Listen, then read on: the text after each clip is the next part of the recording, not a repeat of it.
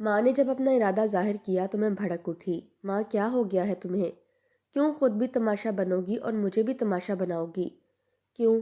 اس میں تماشا والی کون سی بات ہے؟ ماں نے کہا، کیا میں غیر شرعی، غیر اخلاقی اور غیر قانونی حرکت کر رہی ہوں؟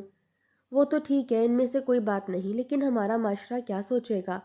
محلے والے کیا سوچیں گے؟ خاندان والے کیا کہیں گے؟ کسی کو بھی کچھ کہنے کا حق نہیں ہے۔ ماں نے کہا، کیونکہ ہم کسی کے محتاج نہیں ہیں۔ تمہارے باپ کے مرنے کے بعد یہ لوگ ہمارا خیال نہیں رکھتے تھے، نہ ہی انہوں نے میری اور تمہاری پرورش کی ہے، اسی لیے یہ کچھ نہیں بول سکتے، ان کو بولنا بھی نہیں چاہیے۔ بات یہ تھی کہ ماں نے اپنی شادی کا ارادہ ظاہر کیا تھا۔ میرے ابو کی موت کو 3 سال ہو چکے تھے۔ یہ شب و روز ہم نے کس طرح گزارے تھے یہ ہم ہی جانتے ہیں۔ شکر ہے چھوٹا سا ہی صحیح، لیکن مکان اپنا تھا، ورنہ ہم در در کی ٹھوکریں کھاتے رہتے اور کوئی پوچھنے والا نہیں ہوتا۔ میری عمر اس وقت 17 سال تھی، جبکہ ماں زیادہ سے زیادہ 35 یا 36 کی ہوگی۔ ان کی شادی کم عمری میں ہو گئی تھی، اور سب سے بڑی بات یہ تھی کہ ماں بہت خوبصورت اور شاداب قسم کی عورت تھی۔ ہم دونوں جب ساتھ نکلتے تو دیکھنے والے ہمیں بہنیں سمجھا کرتے تھے۔ میں نے ایسی سدا بہار قسم کی عورتیں کم ہی دیکھی ہوں گی۔ وہ پڑھی لکھی بھی تھیں، اسی لیے انہیں ایک فرم میں جاب مل گئی تھی، جبکہ میں نے اپنی تعلیم کا سلسلہ شروع کر دیا تھا۔ انہی کی فرم میں کوئی شخص تھا، اسد۔ اس نے ماں کو شادی کی آفر کر دی تھی، اور ماں بھی اس شادی کے لیے سیریس ہو گئی تھیں۔ ویسے تو یہ کوئی غلط بات نہیں تھی، لیکن پھر وہی معاشرہ، سوسائٹی۔ میں نے ایک بار پھر ماں کو سمجھایا، دیکھو اماں، بات یہ ہے کہ جب تم شادی کرو گی تو سب یہی کہیں گے کہ جوان لڑکی گھر میں بیٹھی ہے اور ماں کو شادی کی سوچ گئی ہے۔ بیٹا، میں یہ شادی اپنے شوق کے لیے نہیں بلکہ تمہاری بہتری کے لیے کر رہی ہوں۔ ماں نے کہا، پہلی بات تو یہ ہے کہ گھر میں مرد کا ہونا بہت ضروری ہوتا ہے۔ 1000 طرح کی بلائیں کٹ جاتی ہیں۔ لوگ اس گھر کی طرف میلی نگاہ سے نہیں دیکھتے۔ میرا مطلب ہے مرد کا گھر محافظ ہوتا ہے۔ دوسری بات یہ کہ تمہاری شادی کے اخراجات کہاں سے پورے ہوں گے؟ اسی لیے اسد نے کہا ہے کہ ساری ذمہ داری خود اس کی ہوگی۔ فرم میں اس کی اچھی سیلری ہے، اس کے علاوہ اس نے کچھ پیسے بھی جمع کر رکھے ہیں۔ سب ملا کر تمہیں عزت کے ساتھ رخصت کر سکیں گے، اور جہاں تک خاندان والوں کا تعلق ہے تو ان کی بات ہی فضول ہے۔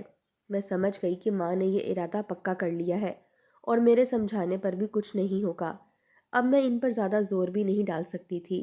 وہ ماں تھی میری، اس کے علاوہ وہ سمجھدار اور پڑھی لکھی بھی تھیں۔ انہوں نے کچھ سوچ کر ہی فیصلہ کیا ہوگا۔ پھر میں نے اتنا ضرور کہا، ماں چلو ٹھیک ہے، میں اب کچھ نہیں کہوں گی، لیکن کم از کم اتنا تو کرو کہ اس مکان کو کرائے پر دے دو، ہم کہیں اور شفٹ ہو جاتے ہیں۔ ہاں، یہ ہو سکتا ہے۔ ماں نے میری تائید کی۔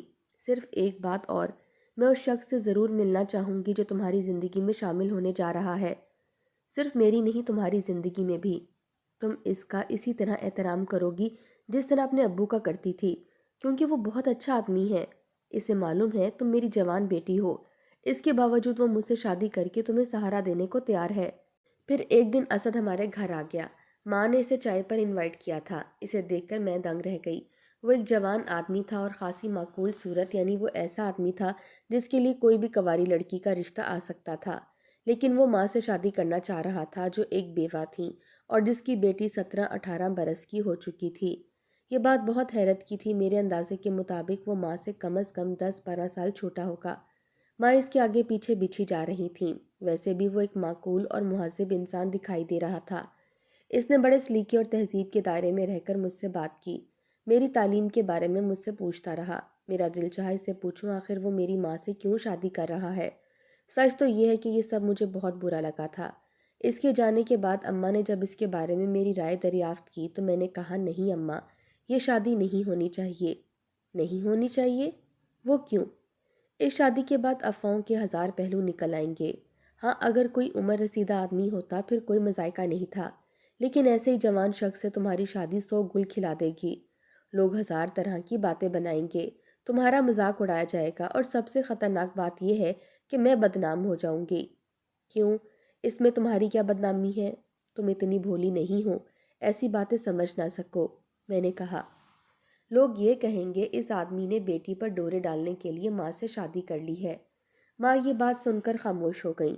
شاید انہیں یہ احساس ہو گیا تھا کہ میں ٹھیک کہہ رہی ہوں، لیکن کچھ دنوں کے بعد انہوں نے پھر وہی بات کی، یعنی وہ اس شادی کے لیے بے تاب تھیں، اور ان کی خواہش تھی کہ ہر حال میں یہ شادی ہو جائے۔ جب ان کی ضد بہت بڑھ گئی تو میں نے بھی اس شرط پر اجازت دے دی کہ ہم یہ مکان بدل لیں گے، اور ہم نے وہ مکان بدل لیا۔ اپنا مکان کرائے پر دے دیا تھا کیونکہ ہمیں اسد کے مکان میں شفٹ ہو جانا تھا، جو اکیلا آدمی تھا۔ میں اس شادی سے خوش نہیں تھی، ہزار طرح کے اندیشے لاحق ہو گئے تھے، لیکن ماں نے جیسے مجھے مجبور ہی کر دیا تھا۔ شادی بہت سادگی سے ہوئی، ظاہر ہے ہماری طرف سے سوائے میرے اور کوئی بھی نہیں تھا، جبکہ اسد کی طرف سے اس کے کچھ دوست جمع ہو گئے تھے۔ اس رات میں ابو کو یاد کر کے بہت دیر تک روتی رہی تھی۔ یہ آدمی اسد کسی طرح بھی ابو کا مقابلہ نہیں کر سکتا تھا۔ وہ مجھ سے بہت پیار کرتے تھے، اور اس شخص کے پیار میں یقیناً کوئی کھوٹ تھا، ورنہ کون اپنی سی بڑی عمر کی عورت سے شادی کرتا ہے، چاہے وہ جیسی بھی ہو۔ دوسری صبح میں اپنے کمرے سے باہر ہی نہیں نکلی، عجیب طرح کی شرمندگی ہو رہی تھی۔ خود امی ہی ناشتے کے لیے بلانے آئی تھیں۔ نہیں امی، میں ناشتہ نہیں کروں گی، میں نے کہا، ذرا بھی خواہش نہیں ہے۔ بے وقوف نہ بنو، کب تک بھوکی رہو گی؟ اسد بھی تمہیں بلا رہے ہیں، آپ میرا ناشتہ یہیں لے آئیں۔ بری بات ہے بیٹے، اسد کیا کہیں گے؟ آ جاؤ، شاباش۔ اور میں ماں کے مجبور کرنے پر ان کے ساتھ ناشتے کی میز پر آ گئی۔ اسد میرا انتظار ہی کر رہے تھے۔ اس نے بھرپور نگاہوں سے میری طرف دیکھا، پھر بہت نرم لہجے میں بولا، تمہاری طبیعت تو ٹھیک ہے نا نیلوفر؟ جی ہاں ٹھیک ہے۔ کیا تم مجھ سے ناراض ہو؟ اس وقت میں بھڑک اٹھی، کیسی باتیں کر رہے ہیں آپ؟ ناراض ہونے یا نہ ہونے کا دار و مدار تو تعلقات پر ہوتا ہے، میرا آپ سے کوئی تعلق ہی نہیں ہے، تو پھر میں کیوں ناراض ہونے لگی؟ اس کے چہرے کا رنگ بدل گیا تھا۔ ماں نے مجھے ٹوک دیا، نیلوفر یہ تم کیا کہہ رہی ہو؟ تمہیں ایسا نہیں کرنا چاہیے۔ نہیں، آپ کچھ نہ کہیں، اسد نے ماں سے کہا۔ نیلوفر کی کشمکش کو میں سمجھ رہا ہوں، اس نے جو کچھ بھی کہا ہے یہ ایک فطری رد عمل ہے، اسی لیے اسے منع نہ کریں، لیکن نیلوفر کو کچھ دنوں بعد احساس ہو جائے گا کہ میں کس نیچر کا انسان ہوں۔ میں وہاں نہیں بیٹھ سکتی تھی، اسی لیے اٹھ کر اپنے کمرے میں آ گئی۔ میری آنکھیں پھر بھر آئی تھیں، میں نے کبھی سوچا بھی نہیں تھا کہ ہماری زندگی میں ایسے لمحے بھی آئیں گے۔ گھر کی فضا کشیدہ سی ہو گئی تھی۔ میں نے اپنے آپ کو بہلانے اور مصروف رکھنے کے لیے ایک اسکول میں ملازمت کر لی تھی۔ اسکول سے واپس آ کر میں اپنے کمرے میں بند ہو کر رہ جاتی۔ میری کوشش یہی ہوتی تھی کہ میں اسد کے سامنے نہ آیا کروں، حالانکہ ابھی تک ایسی کوئی بات نہیں ہوئی تھی جس سے اس کی نیت کا اندازہ ہو سکتا، لیکن نہ جانے کیوں وہ جب میرے سامنے آتا مجھے اپنے جسم پر اس کی نگاہیں منڈلاتی ہوئی محسوس ہوا کرتی۔ ماں نے مجھے میرے حال پر چھوڑ دیا تھا، دونوں بہت خوش تھے، ایک ساتھ دفتر جانا، ایک ساتھ دفتر سے واپس آنا، پھر شام کے وقت کہیں تفریح کے لیے نکل جانا۔ ماں کو تو جیسے نئی جوانی مل گئی تھی، شب و روز اسی طرح گزر رہے تھے۔ ایک دن ایک عجیب سی بات ہوئی۔ میں یہ نہیں کہہ سکتی یہ سب کچھ ماں نے جان بوجھ کر کیا تھا یا وہ اتفاقاً گھر سے باہر تھیں، ورنہ اب تک ماں نے مجھے اسد کے ساتھ گھر میں اکیلا نہیں رہنے دیا تھا۔ لیکن اس شام وہ گھر میں نہیں تھی، میں اپنے کمرے میں تھی، جب دروازے پر ہونے والی دستک نے چونکا دیا۔ دروازہ کھولا تو اسد کھڑا تھا، شاید وہ کہیں باہر سے آیا تھا۔ تمہاری ماں کہاں ہے؟ اس نے پوچھا۔ پتہ نہیں، میں نہیں جانتی، میں اپنے کمرے میں تھی، میں نے جواب دیا۔ پلیز کیا تم میرے لیے چائے بنا دو گی؟ اسد نے کہا، آج میرے سر میں بہت درد ہو رہا ہے، اگر تمہاری ماں ہوتی تو شاید میں تمہیں کبھی زحمت نہیں دیتا۔ میں سامنے سے ہٹ گئی تھی، میرا دل چاہا کہ میں دوبارہ دروازہ بند کر کے بیٹھ جاؤں، زیادہ سے زیادہ کیا ہو سکتا تھا، بس وہ جھلا کر رہ جاتا۔ پھر سوچا کہ یہ میری بزدلی ہوگی، آخر ایک گھر میں رہنا ہے تو اس طرح کب تک خود کو لیے دیے رکھوں گی، اسی لیے میں نے اس کے لیے چائے بنائی اور لاؤنج میں لے کر پہنچ گئی۔ اس نے مسکرا کر میرا شکریہ ادا کیا۔ میں چائے رکھ کر جانے لگی تو اس نے جواب دے کر مجھے روک لیا۔ نیلوفر، ذرا میری بات سنو۔ جی فرمائیے۔ میں اس سے کچھ فاصلے پر کھڑی تھی۔ تم مجھ سے ناراض کیوں رہتی ہو؟ اس نے پوچھا۔ نہیں تو، یہ میری عادت ہے، میں ذرا تنہائی پسند ہوں۔ 2 منٹ کے لیے بیٹھ جاؤ، تم سے ایک ضروری بات کرنی ہے۔ اس نے سامنے والے صوفے کی طرف اشارہ کیا۔ میں اس کے سامنے بیٹھ گئی۔ وہ کچھ دیر تک میری طرف دیکھتا رہا، پھر دھیرے سے بولا، دیکھو نیلوفر، جو کچھ ہوا ہے وہ ان نیچرل ہے، لیکن اس کا مطلب یہ نہیں ہے کہ مجھے تم شک کی نگاہوں سے دیکھا کرو۔ میں چاہے جیسا بھی ہوں، بد نیت اور بد فطرت نہیں ہو سکتا۔ میرے اور تمہارے درمیان نام کا نہ سہی ایک رشتہ تو ہے، یہ رشتہ ایک دوسرے پر اعتماد کا ہوتا ہے۔ گھر میں ایک ساتھ رہنا ہے تو پھر ایسی ناراضگی کس لیے دکھائیں؟ اسد صاحب، میں یہ بات 10 بار کہہ چکی ہوں، नाराज़गी वहाँ होती ہے جہاں کسی سے کوئی تعلق، کوئی رشتہ ہو۔ جب آپ سے میرا تعلق ہی نہیں تو پھر کیسی ناراضگی؟ آپ کا رشتہ میری ماں سے تو ہے، مجھ سے نہیں۔ لیکن ماں کے حوالے سے تو کوئی رشتہ ہوگا؟ نہیں۔ میں نے سختی کے ساتھ انکار کر کے اپنی گردن ہلا دی۔ چلو بھائی، تمہاری مرضی۔ وہ مسکرا دیے۔ تمہیں دوستی نہیں کرنی ہے تو نہ کرو، لیکن کم از کم گھر کے معاملات میں تو دلچسپی لو، کیونکہ یہ گھر تو سب کا ہے۔ اس دن کے بعد سے میں نے اپنے رویے میں تھوڑی سی نرمی کر لی۔ میں کبھی کبھی اس کے سامنے بھی آ جایا کرتی، لیکن اس سے بات کرنے کے سلسلے میں بہت محتاط رہتی۔ پھر ایک دن ماں نے مجھ سے کہا کہ نیلوفر، اسد نے تمہارے لیے ایک رشتہ تلاش کیا ہے۔ اوہو، تو اب وہ اس انداز سے اٹیک کرنا چاہتا ہے؟ کیا ہوا ہے تم کو؟ تم اس کے بارے میں اتنی بدگمان ہو؟ ماں نے کہا، وہ بہت بھلے آدمی ہیں۔ کوئی اور بات کریں، اگر مجھے رشتہ کرنا ہوگا تو خود کر لوں گی۔ آپ کے اسد صاحب کو ایسی زحمت کرنے کی ضرورت نہیں ہے۔ ماں نے پھر اس ٹاپک پر کوئی بات نہیں کی۔ میں اسد جیسے لوگوں کی نیتوں سے واقف تھی، اسی لیے مجھے ہر قدم بہت پھونک پھونک کر رکھنا تھا۔ اسد نے یقیناً اپنے کسی دوست سے میرے بارے میں بات کی ہوگی۔ شادی ہوتی تو میں اس کے چنگل میں پھنس جاتی۔ یہ لازمی طور پر کوئی پلاننگ ہوگی کہ شادی کے بعد مجھے مجبور کر دیا جاتا۔ میں نے اس طرح کی بہت سی کہانیاں پڑھی ہوئی تھیں، اس لیے میں نے اسد اور اس کے لائے ہوئے رشتے سے اپنا دامن بچا لیا تھا۔ سوال یہ تھا کہ میں آخر اس قسم کے حالات میں کب تک رہ سکتی تھی؟ شادی تو کرنی تھی، اور وہ بھی بہت جلد۔ میں جتنی جلدی اس مکان سے رخصت ہو جاتی میرے لیے بہتر تھا۔ دیر ہونے کی صورت میں خرابیاں پیدا ہو سکتی تھیں، لیکن شادی ہو تو کس سے ہو؟ یہ ایک عجیب صورتحال تھی کہ اب تک میری کسی سے دوستی نہیں ہو سکی تھی۔ ایسا کوئی نہیں تھا جس سے میں محبت کے دعوے کر سکتی۔ کسی نے مجھ سے محبت کی بات بھی نہیں کی تھی۔ ایسی زندگی میں کچھ کبھی ہوا بھی نہیں تھا۔ ایک سادی سی زندگی میں گزارتی چلی آئی تھی۔ کوئی تھا میرا؟ کوئی بھی تو نہیں۔ لیکن پھر ایک دن کوئی مجھے مل گیا۔ وہ اسکول میں اپنے چھوٹے بھائی کے داخلے کے لیے آیا تھا۔ دونوں بھائی بہت خوبصورت تھے۔ چھوٹے بھائی کا نام نوید تھا، جبکہ اس کو لانے والا بڑا بھائی عبید تھا، ایک خوبصورت، مہذب اور پڑھا لکھا نوجوان، جس کا لہجہ اور اس کے انداز یہ بتا رہے تھے کہ وہ ایک کلچر انسان ہے۔ اس نے مجھے دیکھا تو صحیح، لیکن ان نگاہوں کی کیفیت ستائشی تھی، ان میں کسی قسم کی ہوس نہیں تھی۔ اس کا چھوٹا بھائی نوید بھی بہت پیارا بچہ تھا۔ اس کے بھائی کا ایڈمیشن ہو گیا اور وہ کسی اور اسکول سے ٹرانسفر ہو کر یہاں آیا تھا۔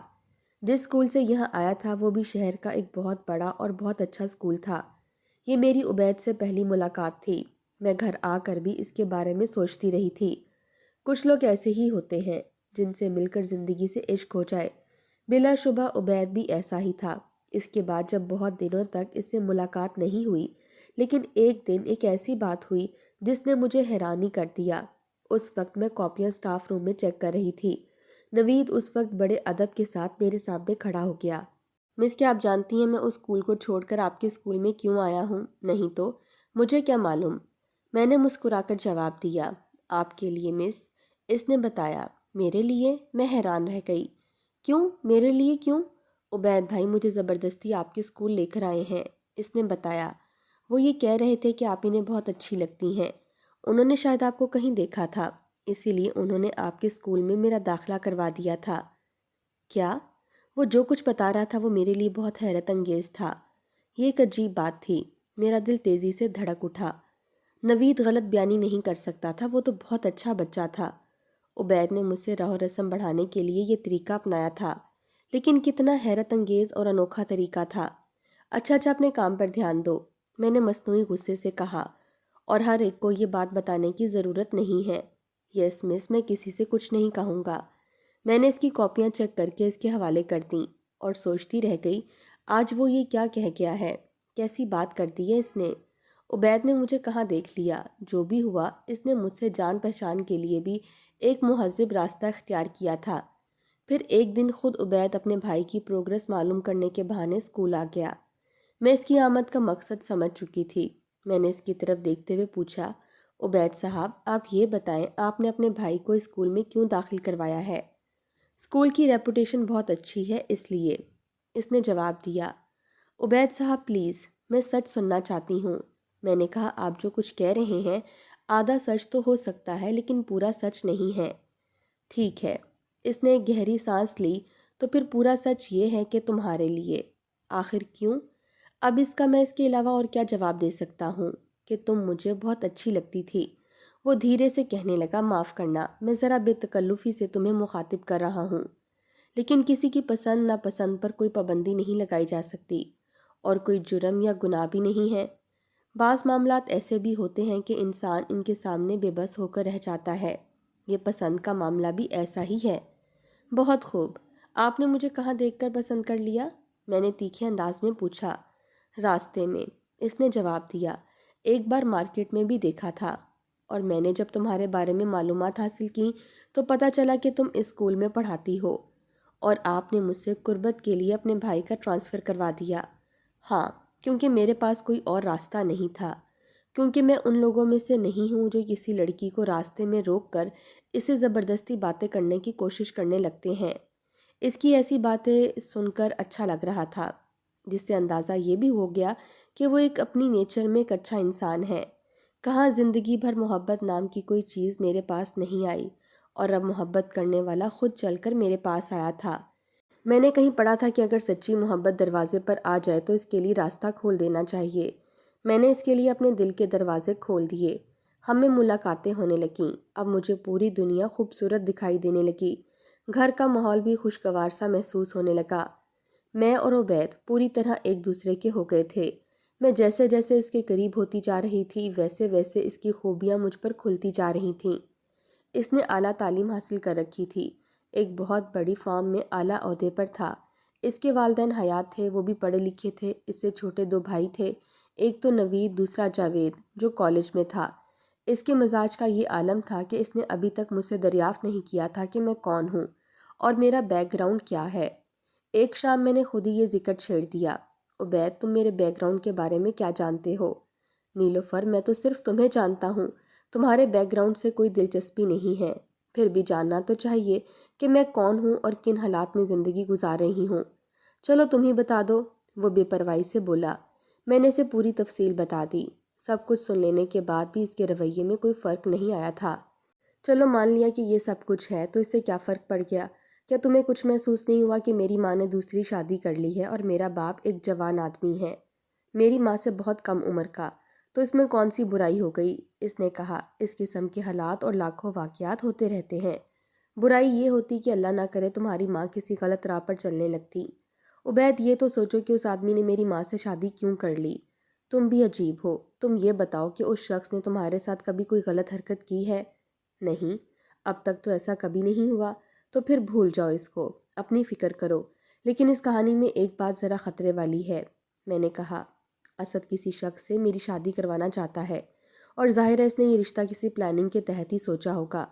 ہاں، یہ بات خطرناک ہو سکتی ہے، اور اگر اس شخص نے زیادہ دباؤ ڈالا تو ممکن ہے کہ تمہاری ماں مجبور ہو جائے۔ اسی بات کا ڈر ہے، تو پھر اس کا صرف ایک ہی طریقہ ہے کہ میں تمہیں حاصل کرنے میں جلدی کروں۔ عبید نے کہا، اپنے گھر والوں کو تمہارے گھر بھیجوں گا۔ عبید نے جو کہا وہ کر دکھایا۔ اس نے اپنے گھر والوں کو نہ صرف راضی کر لیا تھا، بلکہ وہ پیغام لے کر میرے گھر بھی آ گئے تھے۔ اس وقت اللہ جانتا ہے کہ اسد نے کس دل کے ساتھ ان کا استقبال کیا ہوگا۔ بہرحال ماں بہت خوش تھیں، اور انہیں خوش بھی ہونا چاہیے تھا۔ عبید کے گھر والے بھی بہت مہذب تھے، ایسے لوگ نہیں جنہیں کسی قسم کا لالچ ہو۔ انہوں نے صاف صاف کہہ دیا تھا کہ انہیں صرف لڑکی چاہیے۔ اس رشتے کے لیے میرا شاگرد نوید بھی آیا تھا۔ دراصل وہی بچہ میرے اور عبید کے درمیان پل بن گیا تھا۔ وہ شاید سب سے زیادہ خوش تھا۔ بہرحال یہ رشتہ طے پا گیا، تاریخ بھی مقرر ہو گئی، اور ہم دونوں ایک ہو گئے۔ اسد کے منصوبے دھرے کے دھرے رہ گئے۔ میرا سسرال بہت اچھا تھا، عبید سب سے زیادہ اچھے تھے۔ میں نے سوچا بھی نہیں تھا کہ زندگی میں کسی کو اتنی خوشیاں بھی مل سکتی ہیں۔ ایک پیار کرتی ہوئی زندگی میرے ساتھ چلنے لگی۔ ہر چیز بہت خوبصورت تھی۔ ولیمے کے بعد دستور کے مطابق مجھے اپنے گھر جانا تھا، لیکن میرا دل نہیں چاہ رہا تھا۔ اسی لیے میں نے عبید سے کہا کہ نہیں عبید، وہاں جانے کو دل نہیں چاہتا۔ وہ کیوں؟ اس لیے کہ وہاں میرا ہے کون؟ ماں ہے تو وہ خود ہی آ جاتی ہے۔ اسد سے تو میرا کوئی تعلق نہیں۔ وہ تو ٹھیک ہے، لیکن دستور کے مطابق تمہیں جانا چاہیے، عبید نے کہا۔ بلکہ ایسا کرو، ہم چلتے ہیں اور کچھ دیر بیٹھ کر واپس آ جائیں گے۔ ہاں، یہ ہو سکتا ہے۔ ہم دستور کے مطابق مٹھائی وغیرہ لے کر پہنچ گئے۔ میری ماں اور اسد نے کھانے پینے کا بہت زبردست اہتمام کر رکھا تھا، لیکن میں بس تھوڑی دیر بیٹھ کر واپس آ جانا چاہتی تھی، اور جب ہم ان لوگوں سے اجازت لے کر اٹھنے لگے تو اسد نے مجھ سے کہا نیلوفر تم سے ایک بات پوچھنی ہے۔ جی فرمائیں۔ تم یہ بتاؤ تم نے عبید کو کیسے پایا؟ یہ کوئی پوچھنے والی بات نہیں ہے، میں بہت خوش ہوں۔ کیا واقعی؟ جی ہاں، میں اتنی خوش ہوں کہ آپ اس کا تصور بھی نہیں کر سکتے۔ میں تمہیں بتاؤں میں تمہیں یہی خوشی دینے جا رہا تھا، اسد نے مسکراتے ہوئے کہا۔ کیا؟